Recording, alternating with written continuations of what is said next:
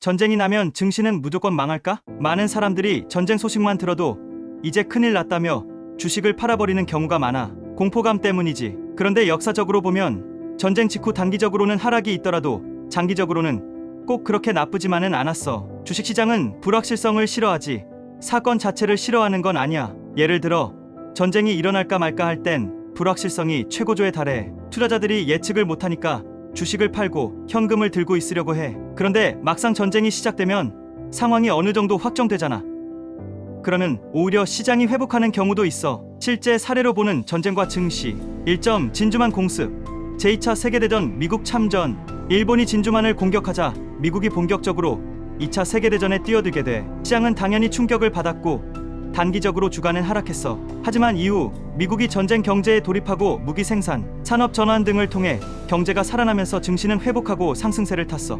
2점 한국 전쟁. 전쟁 발발 당시 S&P 500 지수는 크게 하락했지만 1년이 채 되지 않아 회복됐고 오히려 그 이후로 상승세를 보였어. 전쟁이라는 엄청난 사건이 있었지만 미국 경제는 냉전체제 아래 군수산업과 기술 발전으로 나아갔고 주식시장도 결국에는 올라갔지.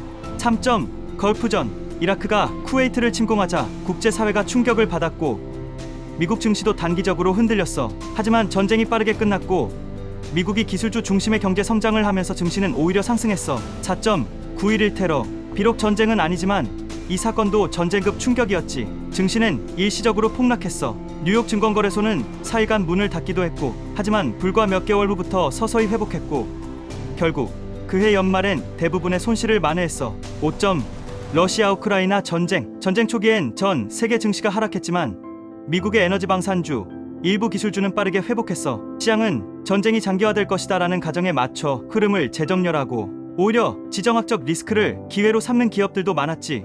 그럼 전쟁은 투자에 있어 어떻게 봐야 할까? 전쟁은 분명히 인간적으로는 슬프고 고통스러운 일이야. 하지만 투자자 입장에서는 너무 감정적으로 접근하지 않는 게 중요해. 특히 아래 세 가지를 기억해두면 좋아. 1점 전쟁 전 불확실성이 가장 위험하다. 실제 전쟁이 발발하면 시장은 확실성을 기반으로 가격을 재조정해. 오히려 회복세가 빠르게 나타나기도 해. 2점 전쟁은 산업의 판을 바꾼다. 군수, 방산, 에너지, 사이버 보안 등 관련 업종이 주목받고 성장하는 경우가 많아. 3점 장기적으로는 시장은 항상 회복했다. 주식시장은 과거 수많은 전쟁과 경제 위기를 지나 지금의 지수까지 올라왔어. 전쟁조차도 시장의 흐름을 멈출 수는 없었지. 정리하자면 전쟁 난다는데 주식 다 팔아야 하지 않을까? 이런 얘기 나올 때 무작정 따라하기보다 이렇게 생각해보면 좋을 것 같아. 단기적으로는 흔들릴 수 있어. 시장은 공포에 반응하니까. 하지만 대부분의 전쟁은 경제의 구조를 변화시키는 계기지.